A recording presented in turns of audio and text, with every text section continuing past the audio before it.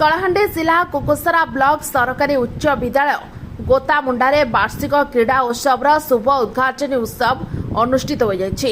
उक्त विद्यालय प्रधान शिक्षक मनोज माझी अध्यक्षतार अनुष्ठित होता उद्घाटन उत्सव में मुख्य अतिथि भाव गोतामुंडा सरपंच श्रीमती पद्मिनी पूजारी, सम्मानित अतिथि भाव पूर्वतन सरपंच बलराम माझी, विद्यालय परिचालना कमिटी सभापति क्षमानिधि माझी, नायब सरपंच प्राथम माझी, समाजसेवी पूर्णचंद्र नायक, प्रधान शिक्षक संजीव कुमार पाढ़ी, सांबादिक रूपेन्द्र सुनानी, जदुमणि दुर्गा प्रमुख योगदान करथिले। क्रीड़ा उत्सव प्रथम दिन में छात्र मानक मध्य क्रिकेट प्रतियोगितार आयोजन कराइतिला। एही क्रीड़ा उत्सव को शिक्षक क्षीरसिंधु बाणुआ एवं सामंत नायक संयोजना करथिबा बेले जीतामित्र माझी, प्रसन्नजित नायक, दीप्ति बाघ, मिलन राउत, निमाई विश्वाल, अरुण कुमार नायक, सुजित साहू, सोदामिन दास, बलराम सेठी, जय किसान मेहर, तपन माझी, शंकर बेहेरा प्रमुख क्रीड़ा उत्सव परिचालन में सहयोग करथिले।